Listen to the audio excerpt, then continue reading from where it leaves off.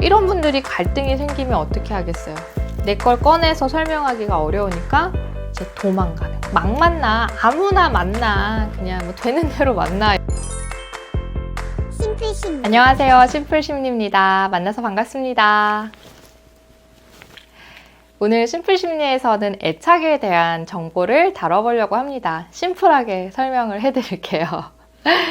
내가 어떤 애착 유형에 해당되는지, 이게 나한테 어떤 영향을 미쳤는지 이런 부분들을 생각해 보시는 계기가 됐으면 좋겠어요. 심플심리. 우선은 애착이라는 개념 자체는 아이들이 태어났을 때 초기 양육자랑 맺게 되는 관계 패턴을 설명하면서 나왔었던 이론이에요. 그러니까 주 양육자랑 관계에 대한 이야기였는데 이 연구들을 계속 이어가다 보니까 이게 아주 어린 시절에 엄마와 아이와의 관계에서 끝나는 것이 아니라 결국에는 성장 과정에서 계속 이어져서 이 아이들이 성인이 됐을 때까지도 영향을 미치더라. 상당수의 비율이 그 영향을 받고 있더라 라는 이제 연구들이 밝혀지기 시작했어요. 특히 강한 애정, 친밀감, 필요로 하는 관계, 애정 관계죠. 이제 애인과의 관계에 초기 대상과의 애착이 굉장히 영향을 많이 미치는 것으로 알려져 있습니다. 우선 애착은 크게는 두 가지 범주로 나누죠. 안정된 애착 그리고 불안정한 애착. 안정형 애착과 불안정형 애착으로 구분을 짓고 있는데 불안정한 애착 유형 안에는 이제 회피형, 양가형, 혼란형 또 이제 하위 요소들이 있어요. 심플심리. 우선은 안정 애착은 말에서 알 수 있듯이 안정된 애착 관계를 형성한 거죠. 아이들이 처음에 태어났을 땐 할 수 있는 게 울거나 떼쓰는 것밖에 없잖아요. 배가 고파도 울고, 뭐가 마음에 안 들어도 울고, 기저귀가 축축해도 울고, 이제 그럴 때 엄마들이 아이들의 그런 정서적인 반응들, 행동들에 계속 관심 가져주고, 반응해주고, 사랑한다고 말도 해주고, 이런 것들이 계속 안정적으로 누적이 되면, 아이들은 그런 걸 통해서 나는 사랑받고 있구나, 존중받고 있구나, 이 관계는 깨지지 않고 잘 이어져 가겠구나 이런 신뢰감들을 여기서 이제 획득을 하게 돼요. 이런 게 잘 맺어진 아이들은 어떤 사람이랑 관계를 맺게 될 때 이 관계는 잘 유지될 거야. 저 사람은 나를 좋아할 거고 그리고 우리는 더 친해질 거야 라는 기대감을 갖고 관계를 맺게 되거든요. 그래서 애정 관계도 마찬가지예요. 내가 저 사람을 사랑하고 저 사람이 나를 사랑하면 우리는 더 깊어질 거고 그리고 나는 저 사람을 믿고 또 저 사람도 나를 믿어줄 거야 라는 신뢰로운 관계를 기반으로 해서 감정들을 키워가게 되죠. 그리고 친밀감이나 애정을 표현하는 것도 되게 수월해요. 상대방의 요구를 잘 수용하고 나의 요구를 잘 표현하기도 하고 신뢰에 기반해서 관계를 형성하기 때문에 본인들의 감정이나 생각을 표현하는 게 별로 어렵지 않습니다. 그리고 관계에서 막 변덕을 부린다든지 애정을 테스트해 보려고 하는 시도를 한다던가 그런 행동들을 하지 않죠. 그래서 건강한 애정 관계를 만들어가는 분들이 이제 안정된 애착을 가진 분들인 거죠. 심플심리. 반면에 이 불안정 애착을 좀 살펴보면 우선 회피형부터 좀 살펴볼게요. 회피형 같은 경우에는 아이가 부모한테 어떤 반응을 기대해서 신체적으로, 정서적으로 접촉을 시도하는데 부모가 여기에 대해서 응해주지 않는 케이스들을 이야기를 해요. 처음에는 막 아이들이 요구를 하다가 어느 순간에는 안 하게 되는 거죠. 애착에 대한 기대감이 없는 것처럼 행동을 하게 되는 거예요. 애착 행동을 회피하게 된다라고 해서 이제 회피형 애착이라고 하는데 자기의 요구를 수용받지 못했다라고 느끼기 때문에 그러니까 상대는 나한테 반응하지 않았다고 느끼는 거잖아요. 그러니까 타인에 대한 깊은 신뢰나 안정감을 형성하는 게 되게 어려워요. 성인이 돼서도 사람이란 존재 자체에 기대감이 낮다든지 그래서 이제 가까이 다가오면 나는 믿지 못하는데 상대가 다가오니까 불편하죠. 그래서 혼자 있기를 더 좋아하는 유형들도 이제 여기에 해당이 됩니다. 그리고 본인을 드러내는 게 쉽지가 않죠. 안정감이 없기 때문에 내 감정을 표현한다던가 내 생각을 드러내 보이는 게 되게 어렵고 이런 분들이 갈등이 생기면 어떻게 하겠어요? 내 걸 꺼내서 설명하기가 어려우니까 이제 도망가는 거죠. 그러니까 이제 연애를 하게 되면 어떨까요? 상대방이 굉장히 속 터지고 이제 답답한 유형들이 회피형 패턴을 가지신 분들이에요.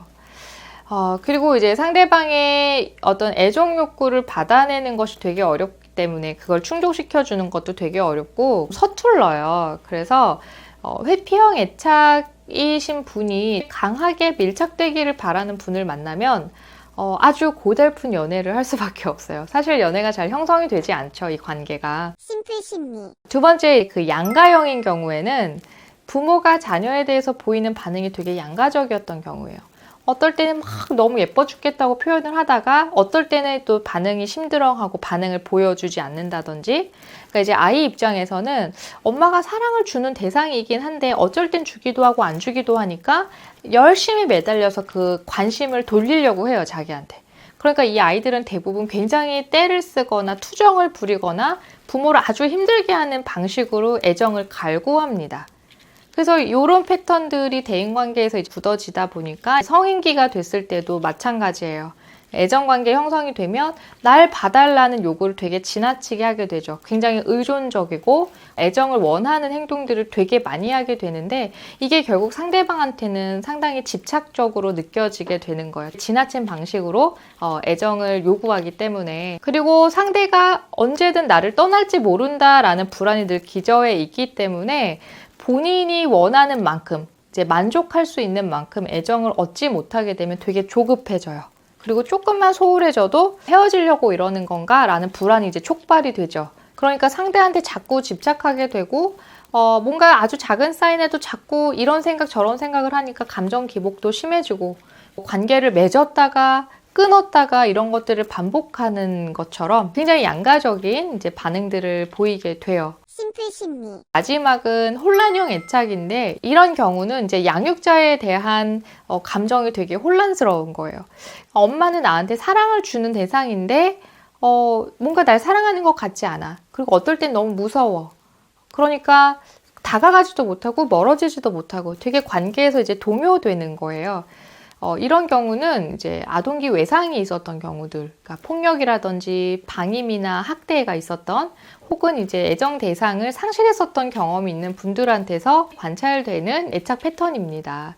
근데 이분들은 그래서 성인이 됐을 때도 친밀감을 느끼는 대상에 대해서 혼란스러움을 경험하게 돼요. 가까이 하고 싶으면서 불편하기도 하고, 그래서 타인에 대한 안정감이나 신뢰를 형성하기가 되게 어렵기 때문에 다른 사람도 못 믿고 그리고 다른 사람에 대한 자신의 감정도 신뢰를 못해요. 그러니까 이게 좋아하는 건가 아닌 건가 본인도 거기에 대한 신뢰도 없어지는 패턴을 갖게 됩니다. 심플 심리. 앞서 설명드린 이런 불안정한 애착은 성인기의 관계 형성이나 유지에도 되게 많은 어려움을 가져오게 되는데 그렇지만 이제 어렸을 때 부모랑 애착이 불안정하다 그래서 이 사람이 꼭 같은 패턴대로 계속 사느냐? 그건 아니에요.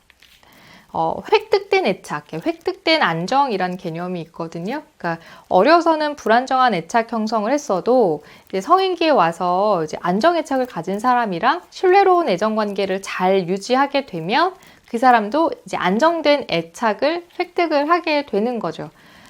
그래서 이제 주변 사람들이 막 만나, 아무나 만나, 그냥 뭐 되는 대로 만나, 이렇게 연애 경험은 다다익선처럼 무조건 많이 하라고 이런 얘기들을 하시잖아요. 근데 저도 동의를 합니다. 왜냐면 그 연애는 많이 하면 내가 뭘 좋아하고 뭘 좋아하지 않는지, 내가 어떤 거를 잘 견디고 그렇지 않는지 뭐 이런 나에 대한 파악들을 많이 하게 되는 건 사실이에요. 그런 의미에서는 연애를 많이 해보라고 이제 저도 말씀을 드리고 싶은데 충분한 이제 애정 관계를 경험하셨으면 최종적으로는 안정 애착을 형성할 수 있는 사람을 잘 보시고 그 눈을 좀 잘 기르셨으면 좋겠어요. 그래서 궁극적으로는 안정된 관계를 잘 유지할 수 있는 분들과 만남을 쭉 오래 이어가셨으면 좋겠어요.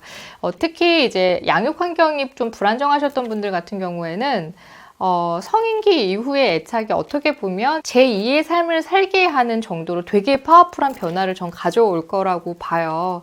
그래서 이제 관계 안에서 내가 나로 잘 받아들여지고 어렸을 때는 그게 되지 않았더라도 성인기 이후에는 여러분이 대상을 선택할 수 있기 때문에 내가 만나는 사람은 내가 선택할 수 있잖아요.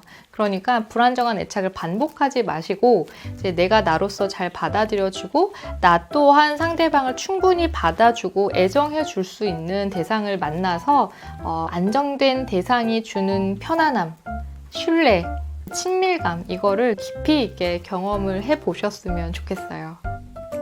오늘 심플 심리는 여기서 마무리할게요. 저는 다음 영상에서 찾아뵙겠습니다. 안녕!